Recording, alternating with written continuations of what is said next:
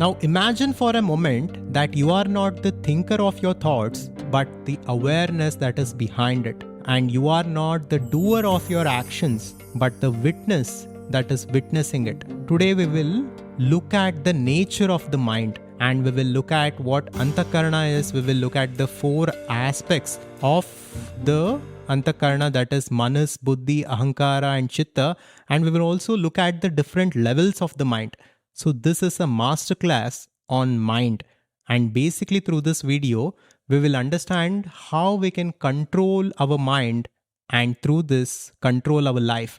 Because like Sri Krishna said, if we take control of our mind, we take control of our life itself. The Advaita channel is about consciousness and conscious creation. Here we explore Vedanta and various other ancient teachings from India to understand the nature of reality and to consciously create our lives. For millennia, seekers and philosophers have tried to understand the nature of reality, about the nature of self, by asking questions like, who am I, what is this reality, what is God, etc. And each religion and each philosophy has its own worldview in explaining these things. Today we will look at the ancient Vedanta, one of the most sophisticated philosophies that there is, and how it explains the nature of mind, the nature of self, and the nature of ego. And through this, we will understand the nature of reality itself. Now, in part 1, we will understand the 4 aspects of the mind. The mind, or antakarana,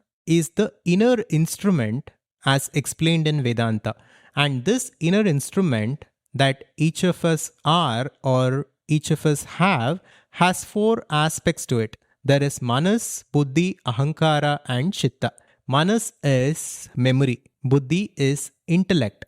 Ahankara is ego or identity. And chitta is awareness or reflected consciousness. So basically, as per Vedanta, there is one infinite consciousness, and it is the fundamental aspect of reality. In fact, as per Vedanta, the entire universe is an appearance in this consciousness and is this consciousness at the fundamental level. So this consciousness channels through the antakarana and it gives it a life. It illumines it, and through the memory this antakarana carries, through the identity that it carries, and through the intellect, this consciousness manifests as a person, and it in turn creates or projects a personal reality for that person. So manas is memory. Each of us carry tremendous amount of memory. There is genetic memory because of our ancestors, because of our parents. There is evolutionary memory because of the evolutionary process. And then there is karma, which is the memory that we have gathered because of our past lives. And like this, there are different aspects of memory. So all of this come under memory or manas. Then there is buddhi. Buddhi is intellect. Buddhi is the instrument that each of us have, which can discriminate between things, which can discriminate between right and wrong. So you thought about whether to watch this video or not, and then you decided to click it. That is your intellect at play. Although we use this unconsciously, this can be a powerful tool if we become conscious. And then there is ahankara or ego or identity. Whatever you do, you claim that you have done this. Right now you are watching this video, and after you watched this video, you will say, I watched this video. So that claiming is the work of the ego or the identity. Each of us do this. This is natural to us. This is because of evolution. We have assumed to be this body and mind, and we have assumed to be this personality that we are. And then there is awareness or reflected consciousness, that is chitta. This is the channeled consciousness, like I explained before.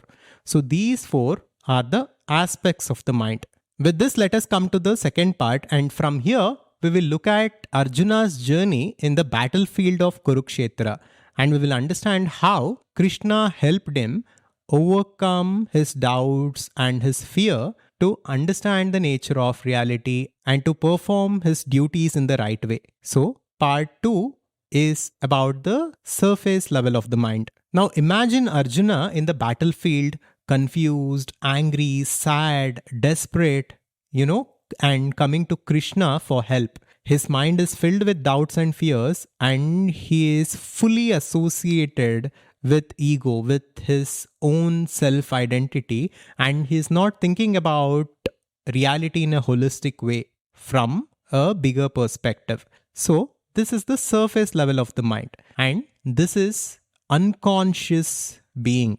Most of the humanity is like this. Most of us are like this. We go through our lives being unconscious. We do many things in this world, but we do not truly understand why we do things and why we perform certain actions. There is societal conditioning, there is parental conditioning, there is karmic conditioning. There are different factors that are controlling our lives unconsciously. So, all of us go through this. All of us go through doubt and fear. All of this happens because we do not understand the essence of reality. We do not understand that we have unconsciously identified our awareness with the ego, which is our personality, which is this body-mind complex, and we have simply forgot who we truly are in essence. The mind is a powerful instrument, and the nature of our mind determines the nature of our life. So the kind of mind that we have, the content that we have within the mind determines the content and the quality of our life. Now, the major aspect of mind is memory, and the nature of consciousness or awareness is such that it illumines things. It illumines memory. As the Upanishads say, consciousness is that which gives existence to everything. So, whatever memory we consciously or unconsciously hold within our mind, that infinite consciousness that is the source of creation that is within us simply illumines that memory and manifests it in the external world.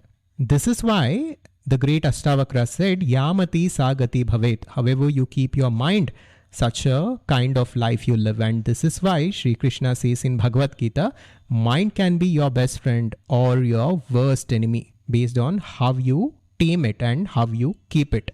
And this mind, like we discussed, is a mask. This is the avatar. This is the character of the game that we are playing within the world. It is up to us. We have the power to tame this mind and instill different qualities within this character to play the game better. So we need to level up within us in order to see our external reality change. And this knowledge can be very, very powerful. If we truly begin to take control of our minds, we can not only achieve success in all areas of our life, but we can also open our perception to different dimensions that are not yet available for us. And this process is conscious creation. Conscious creation is about understanding the nature of reality, understanding the truth that is oneness in all and the infinite potential of the self, and then consciously creating our lives in accordance and in alignment with this truth to live our ideal lives. And this conscious creation is what we focus on in our community, the Advaita Conscious Society.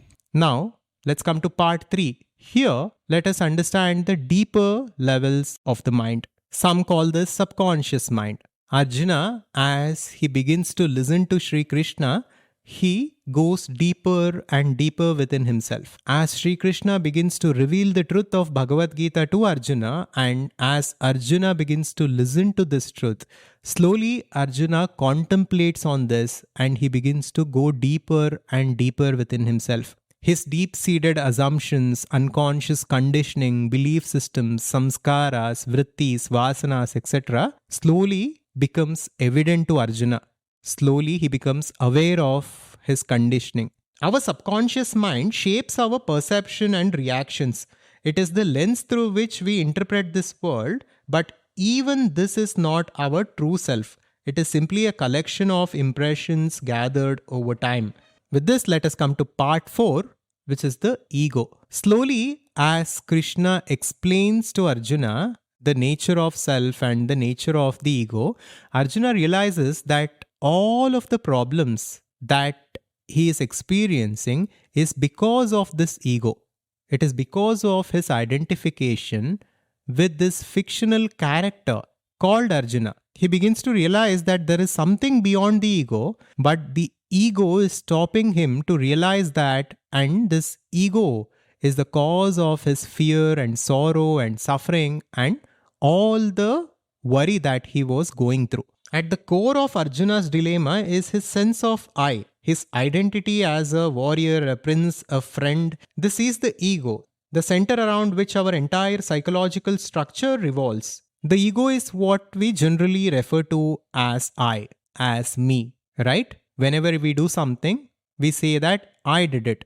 So, this is ego. What Advaita Vedanta reveals is that even this I is not who we truly are. So, Vedanta is telling that we are not manas or memory, we are not buddhi, the intellect, we are not ahankara, the ego, we are not even the subconscious mind, the deeper layers of the mind. And slowly, like this, Vedanta points us towards who we truly are.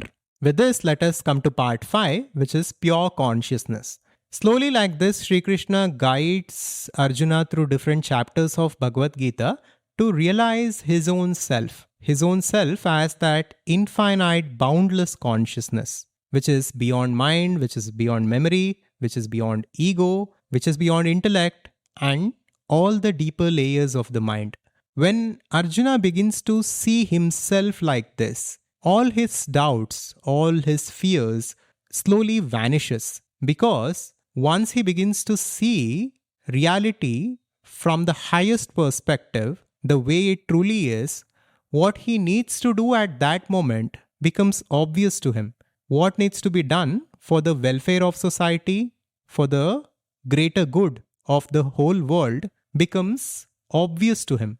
As he was identified with his individual ego before, and as he was identified with his body-mind complex before, there were a lot of doubts that were within him. This is because he didn't have the higher perspective on reality. He was looking at reality from a very narrow perspective. But once his perspective expanded, once his vision expanded, what he needs to do at that moment became obvious to him. Beyond thought, beyond emotion, beyond even the sense of I, there is a silent, unchanging witness. This is our true nature, pure consciousness, or Atman, which is none other than Brahman. Now let's come to the final part, that is part 6, which is transcending the ego. Now imagine that you are Arjuna and you have gone through different layers of your mind, realizing that you are none of these layers or aspects of the mind. And slowly you are now at the edge of realization. You are at the point of realization. And suddenly here something shifts and you realize there is no you separate from what you are experiencing. The observer and the observed merge into one reality. The boundaries of your being dissolve and you recognize that you are not in the world, but the world is in you, a manifestation within consciousness. So this was the experience of Arjuna as he was in the battlefield of Kurukshetra. All Krishna did was to reveal to him the truth of reality, the truth of who he truly was. Once he understood who he truly was, dharma became obvious to him. What he had to do became obvious to him. This will happen for each and every one of us as we begin to understand who we truly are. When we identify ourselves with this tiny ego and this tiny body-mind complex, our life will be filled with doubts and worries and stress and scarcity. Once we expand our identification and once we realize that we are that boundless awareness, what we need to do in this world and how we need to live our lives becomes naturally obvious to us and it becomes available to us. Our dharma, our purpose, everything becomes available to us and our life will become a beautiful journey.